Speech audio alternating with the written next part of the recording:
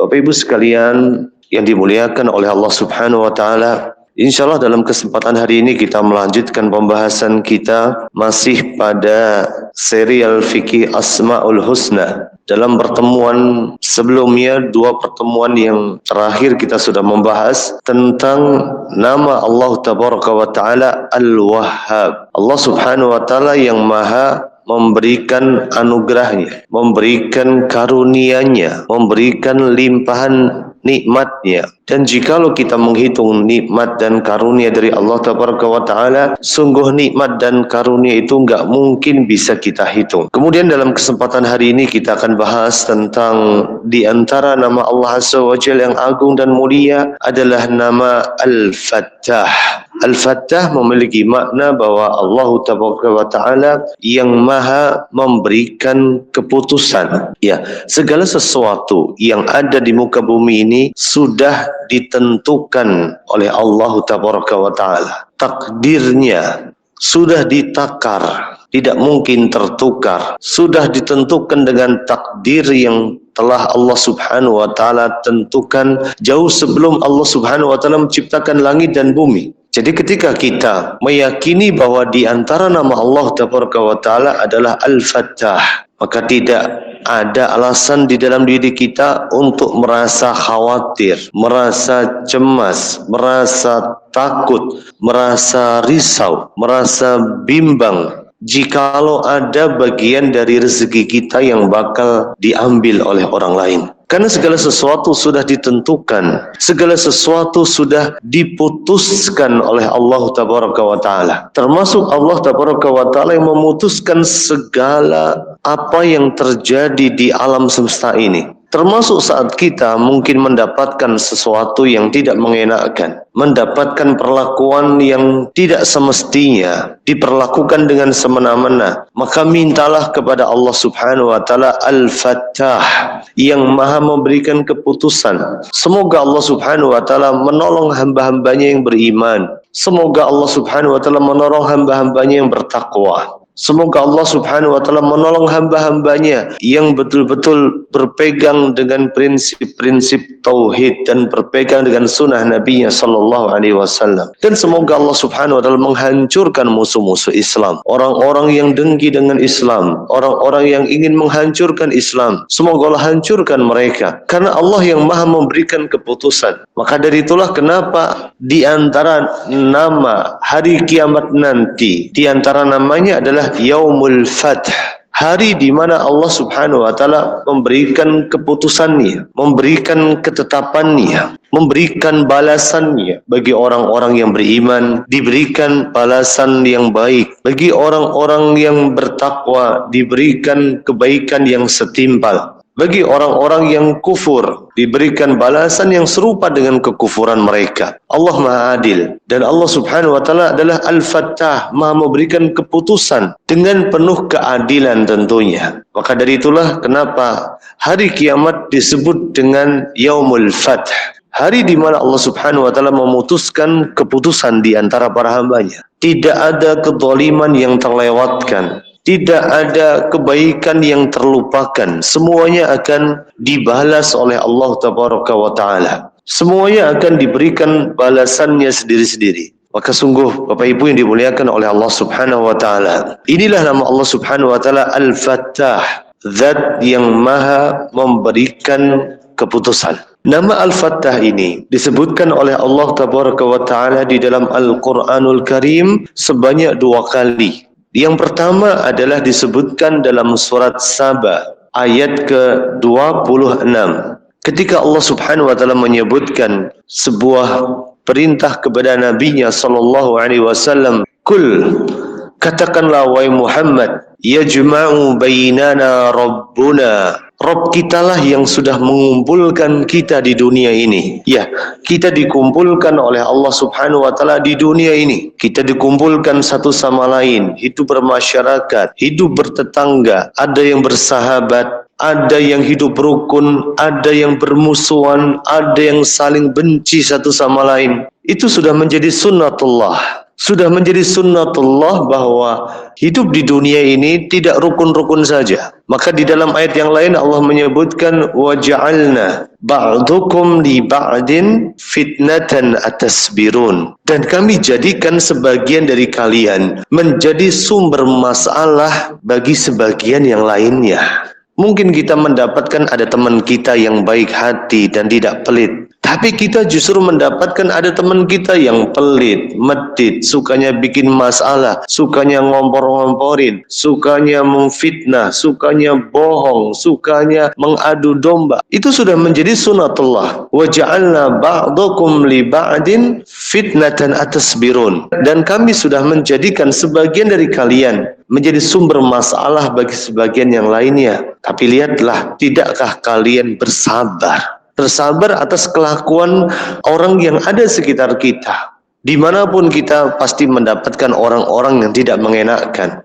Sesama jamaah masjid, sesama jamaah pengajian, sesama perkumpulan satu RT, sesama perkumpulan satu RW, sesama anggota grup WA misalnya. Sesama teman kantor, sesama teman sekolah, sesama teman kuliah, sesama teman kerja, pasti ada orang-orang yang nyebelin. Maka dari itulah kita dikumpulkan oleh Allah Subhanahu wa taala di dunia ini. Maka dari itu Allah Subhanahu wa taala mengatakan kepada nabinya, "Qul yajma'u bainana rabbuna." Katakanlah wahai Muhammad, yajma'u bainana rabbuna. Tuhan kita sudah mengumpulkan kita di dunia ini, kita semuanya. Tsumma yaftahu bainana bil haqqi. Kemudian setelah itu Allah Subhanahu wa taala akan memberikan keputusan di antara kita dengan hak, dengan benar, dengan seadil-adilnya. Mungkin selama kita bertetangga, selama kita bersahabat, selama kita berkawan,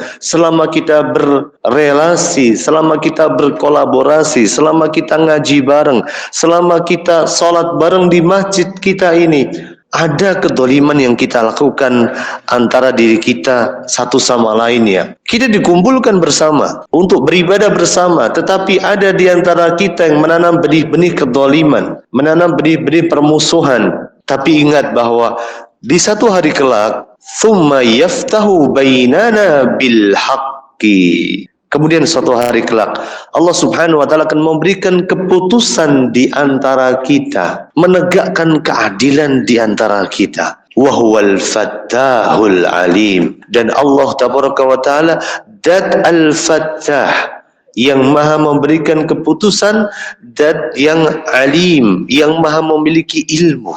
Lihatlah bagaimana keputusan Allah Tabaraka wa Ta'ala dilandasi dengan ilmu. Berbeda dengan kita. Saat sebagian dari kita menjadi pemangku kebijakan, pengambil keputusan, memutuskan satu perkara di meja hijau misalnya. Terkadang ilmu yang kita miliki, bukti yang kita dapatkan tidak mencukupi. Berarti menunjukkan keterbatasan ilmu kita. Berbeda dengan Allah Tabaraka wa Ta'ala, ilmunya maha luas. Maka dari itu Allah menyebutkan wa huwal fattahul alim. Dan Allah Subhanahu wa Ta'ala yang fattah, yang maha memberikan keputusan dan maha memiliki ilmu, maha mengilmui segala sesuatu. Allahu Akbar. Di sini menunjukkan bahwa Allah Tabaraka wa Ta'ala memutuskan segalanya. Ini yang pertama. Kemudian yang kedua, nama Allah Subhanahu wa Ta'ala Al-Fattah ini disebutkan dalam surat Al-A'raf ayat ke-89. Ketika Allah Tabaraka wa Ta'ala menyebutkan doanya Nabi Syuaib alaihi salatu wassalam. Nabi Syuaib pernah berdoa kepada Allah Tabaraka wa Ta'ala, Rabbana iftah bainana wa baina qaumina bil haqq. Ya Allah, berilah keputusan antara kami dan kaum kami dengan hak, dengan keadilan. Wa anta khairul fatihin. Dan sesungguhnya engkau adalah khairul fatihin, pemberi keputusan yang terbaik. Di sini Nabi Syuaib meminta pertolongan kepada Allah Subhanahu wa Ta'ala agar kepada para pendusta agama itu, orang-orang yang mendustakan kenabian Nabi Shu'aib alaihissalatu wassalam dibinasakan dan dihancurkan sehancur-hancurnya oleh Allah tabaraka wa ta'ala. Maka di sini Nabi Shu'aib meminta kepada Allah subhanahu wa ta'ala, wa anta khairul fatihin, dan sesungguhnya engkau adalah sebaik-baik al-fatihin, sebaik-baik pemberi keputusan. Segala sesuatu engkaulah yang memberikan keputusan. Segala sesuatu engkaulah yang memutuskan. Kebenaran akan diputuskan dengan sebuah kebenaran, diganjar dengan kebenaran. Sebuah kedoliman akan diganjar dengan kedoliman yang serupa. Subhanallah. Dari sini kita bisa mendapatkan sebuah kesimpulan bahwa di antara nama dan sifat Allah tabaraka wa ta'ala adalah Allah subhanahu wa ta'ala menamai dirinya dan mensifati dirinya dengan nama Al-Fattah, yang maha memberikan keputusan. Artinya bahwa Allah tabaraka wa ta'ala yang memutuskan hukum di antara para hambanya sesuai dengan kehendaknya. Artinya bahwa Allah subhanahu wa ta'ala yang telah menetapkan takdir di antara para hambanya sesuai dengan kebijaksanaannya. Segala sesuatu sudah ditetapkan sesuai dengan kebijaksanaan Allah tabaraka wa ta'ala. Maka jika Allah sudah takdirkan sesuatu itu akan terjadi, maka tidak mungkin ada orang-orang yang bisa menghalangi itu untuk tidak terjadi. Dan sesuatu yang tidak mungkin akan terjadi, maka tidak ada orang yang bisa mengusahakan segala sesuatu itu bisa terjadi. Sebagai contoh yang paling gampang saja, masih hangat kemarin ketika kami dan keluarga membawa rombongan jamaah umrah, ada kejadian yang subhanallah, kejadian yang semakin menyadarkan kita bahwa Allah subhanahu wa ta'ala adalah Al-Fattah. Di rombongan kami itu sekitar 85 orang, ada 3 orang pakai kursi roda, yang satu kondisinya baik-baik saja, yang 2 kondisinya pasien cuci darah. Ketika perjalanan dari Jogja ke Surabaya, karena pesawatnya dari Surabaya langsung ke Madinah, kita naik bus dari Jogja ke Surabaya. Kita charter bus, kemudian di bis itu ada 2 pasien. Yang satu pasien ini posisinya sudah lemes banget, tidur di belakang bis, gak bisa duduk. Yang satu sama-sama cuci darah juga, bisa duduk di tengah-tengah bis. Kemudian ketika saatnya terbang, Masya Allah, salah satu dari mereka gak bisa terbang, gagal terbang. Kenapa sebabnya? Karena salah satu dari mereka ketika ditensi, tensinya itu sudah di atas 250. Artinya sudah ditensi, tensi sudah pol, sudah mentok, gak tahu angka berapa. Akhirnya yang satu gagal terbang, padahal yang satu ini kondisinya lebih baik daripada yang kedua. Yang kedua ini ketika di dalam bis itu posisinya tertidur, gak bisa duduk sama sekali. Tapi subhanallah, Allah sudah atur segalanya. Dia bisa berangkat. Yang kondisinya lebih baik, dia nggak bisa berangkat. Kemudian singkat cerita, hari pertama di Madinah nggak ada masalah. Hari kedua di Madinah, subhanallah, di grup kemudian sudah agak ribut. Karena suami istri dari yang cuci darah tadi mendapatkan suaminya jam 2 malam, kondisinya sudah nggak bisa bernafas. Pasien cuci darah yang kedua ini, yang lolos ini, gak bisa bernafas. Sudah ribut di grup, gak ada yang nyaut. Waktu itu qadarullah juga, kondisi kami juga masih ada undangan makan malam dari salah satu guru kami di kota Madinah. Kemudian ketika kami sampai di hotel pukul 2, kami buka HP, Allahu Akbar. Kemudian langsung kami samperin kamarnya, kami langsung kontak ambulan, kami antar ke rumah sakit. Masuk rumah sakit, kemudian diputuskan kemudian masuk di ICU dan sempat koma. Dan singkat cerita akhirnya meninggal dunia di kota Madinah di hari ketiga. Allahu Akbar. Pertanyaannya adalah, apa yang menjadikan bapak yang kedua tadi, yang kondisinya sesungguhnya lebih parah dari bapak yang pertama, itu bisa lolos masuk pesawat, terbang sampai Madinah dan meninggal di kota Madinah? Subhanallah. Itu semua karena Allah subhanahu wa ta'ala Al-Fattah. Allah yang maha memberikan keputusan. Sampai saya bertanya kepada istrinya, wahai ibu, bapak ini punya amalan apa sehingga bisa diwafatkan oleh Allah subhanahu wa ta'ala di kota Madinah? Sebuah keadaan yang sangat diimpikan oleh banyak orang. Sampai kemudian Rasulullah SAW pernah mengatakan, man istata'a minkum an yamuta bil Madinah falyaf'al. Barang siapa di antara kalian yang mampu meninggal di kota Madinah, maka lakukanlah. Fa inni ashfa'u liman mata biha. Sesungguhnya aku akan memberikan syafaat bagi orang yang meninggal dunia di kota Madinah. Sampai-sampai seorang Umar bin Khattab berharap bisa mati di kota Madinah. Sampai Umar bin Khattab juga pernah minta kepada Allah Subhanahu wa taala dengan doa yang sangat terkenal. Doa yang ditulis dengan tinta emas sejarah peradaban manusia. Ketika Umar bin Khattab pernah berdoa kepada Allah Subhanahu wa taala, Allahumma inni as'aluka syahadatan fi sabilik waj'alil mauti fi biladi rasulik. Ya Allah, aku meminta untuk bisa mati syahid ya Allah, dan jadikanlah kematianku di negeri atau di kota Nabi-Mu sallallahu alaihi wasallam. Mendengar doa itu, doa yang diulang-ulang oleh Umar bin Khattab, sampai-sampai Hafsah putri beliau mengatakan, wahai ayahanda, engkau telah berdoa kepada Allah tabaraka wa taala dengan sesuatu yang mustahil. Bagaimana mungkin kau berdoa dengan mengumpulkan dua doa sekaligus? Yang pertama minta mati syahid, yang kedua minta diwafatkan di kota Nabi, diwafatkan di kota Madinah, padahal tidak pernah ada peperangan di kota Nabi. Yang namanya futuhat terjadi di luar kota Madinah. Jadi yang namanya jihad, orang ingin mati syahid harus keluar dari Madinah, karena pusat pemerintahan Islam ada di kota Madinah. Maka subhanallah, Allah Subhanahu wa taala Al-Fattah mengabulkan doa Umar bin Khattab. Allah Subhanahu wa taala menjadikan Umar bin Khattab bisa mati syahid, dan Allah Subhanahu wa taala menjadikan kematian Umar bin Khattab ada di kota Madinah. Bahkan Umar bin Khattab dimakamkan di samping dari orang yang paling beliau cintai, yaitu Rasulullah alaihi salatu wassalam. Sebuah keutamaan yang besar ketika seorang bisa meninggal di kota Madinah. Sebuah keagungan, sebuah kemuliaan yang Allah berikan, dan itu semua adalah sesuatu yang telah Allah Subhanahu wa taala tetapkan. Al-Fattah, yang Maha memberikan keputusan.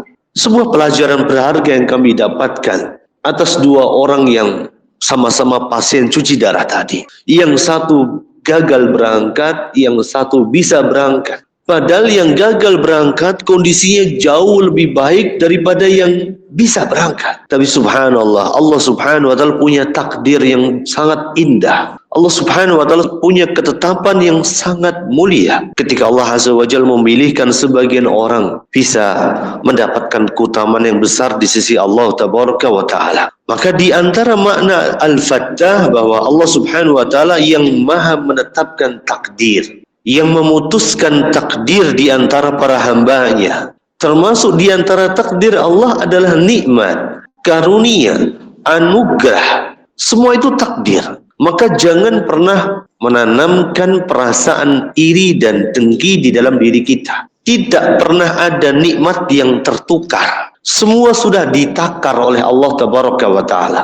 Semua sudah diberikan karunia-Nya sesuai dengan takarannya. Wa ma min dabatin fil ardi illa 'ala Allahi rizquha. Tidak ada satupun juga hewan melata di atas muka bumi ini kecuali Allah Subhanahu wa taala sudah tetapkan dan takar kadar rezekinya. Semua sudah ditakar. Tidak perlu kita menanamkan perasaan iri dengki dalam diri kita. Tidak perlu kita berlaku sombong kepada orang lain. Kita merasa lebih kaya daripada orang lain. Kita merasa lebih baik daripada orang lain. Itu semua pemberian dari Allah Tabaraka wa taala. Maka Allah Subhanahu wa taala memberikan nikmat kepada siapapun yang Allah kehendaki. Allah Subhanahu wa taala memberikan nikmat berupa apapun atas apa yang Allah kehendaki.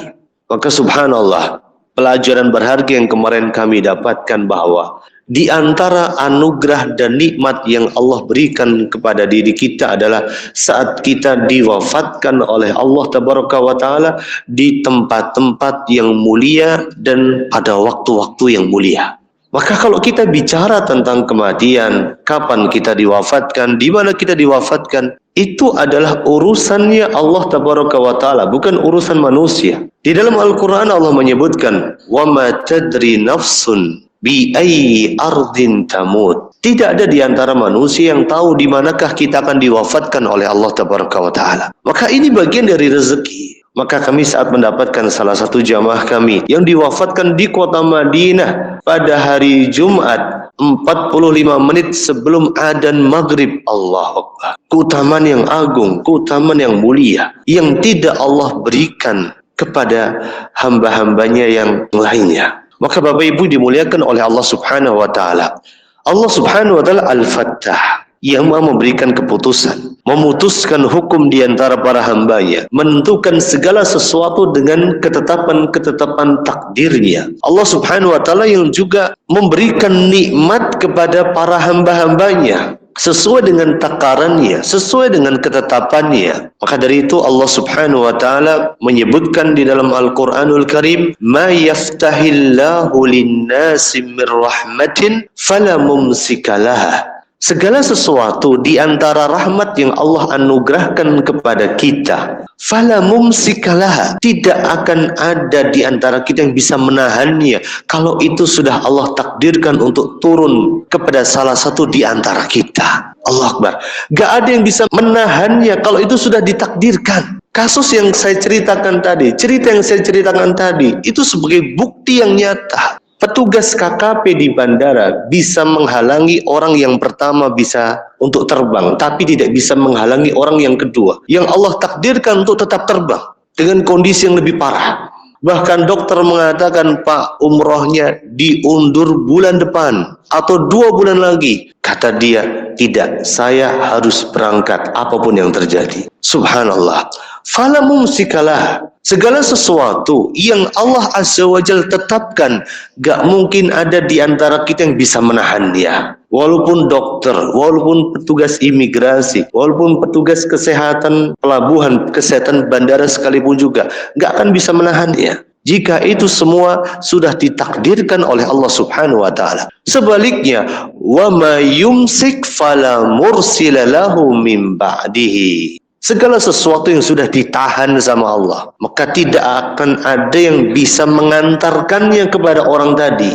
Sebagai contoh kasus jamaah yang kedua tadi. Sudah ditahan oleh Allah Azza wa Jalla untuk tidak berangkat. Sekuat apapun usahanya. Sampai kita bisa bayangkan penerbangan pada waktu itu tertunda 45 menit. Hanya karena kasus ini. Sampai kemudian saya memaksa petugas yang ada di pesawat untuk keluar dari pesawat. Untuk meminta penjelasan kenapa kok gagal terbang ini. Karena saya sebagai tour leader saya harus bertanggung jawab kepada para jamaah sekalian. Tapi saya betul-betul dihalangi betul. Nggak bisa apa-apa. Karena pesawat sudah digerakkan, pintu sudah ditutup. Allah Akbar. Dengan itu kemudian saya baru tersadarkan. Allah Subhanahu wa taala Al-Fattah. Yang Maha memberikan keputusan. Segala sesuatu yang sudah diputuskan oleh Allah Tabaraka wa taala tidak mungkin akan bisa kita rubah keputusannya.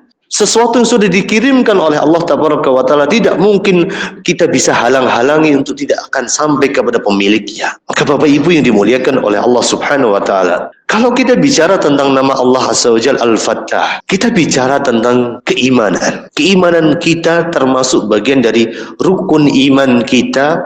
Kita harus beriman dengan takdir. Al-imanu bil qadar khairihi wa syarrihi. Beriman dengan takdir, baik dengan takdir yang baik maupun takdir yang buruk. Mengimani dengan segala bentuk kemanfaatan dan kemadharatan yang sudah Allah tetapkan.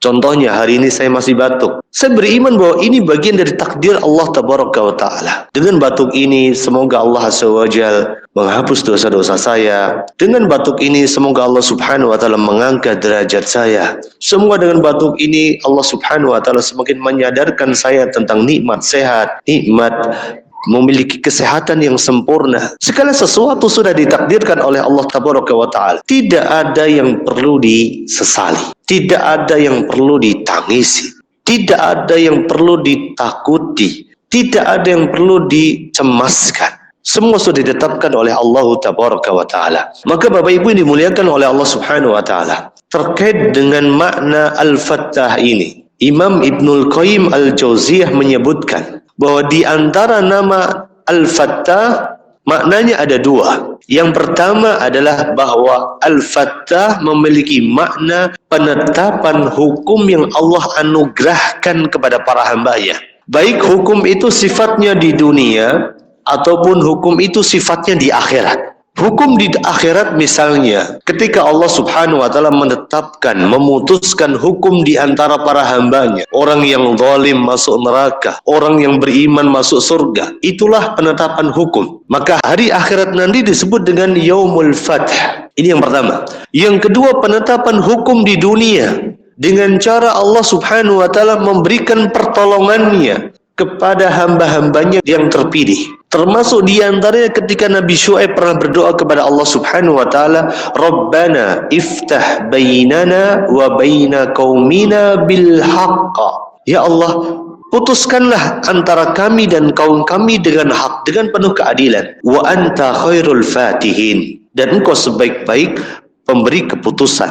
Nabi Syuaib minta pertolongan kepada Allah subhanahu wa ta'ala. Meminta pertolongan atas pertentangan kaumnya, agar mereka diberikan kebinasaan, agar mereka dihancurkan oleh Allah subhanahu wa ta'ala. Ini yang pertama. Al-Fattah menurut Ibnul Qayyim Al-Jauziyah artinya penetapan hukum yang telah Allah tetapkan di antara para hambanya, baik di dunia maupun di akhirat. Kemudian yang kedua, makna dari Al-Fattah adalah bahwa Allah subhanahu wa ta'ala membukakan semua pintu-pintu kebaikan bagi para hambanya. Maka di antara doa masuk masjid, ada yang ingat doa masuk masjid, doanya bagaimana? Allahumma iftahli abwaba rahmatik.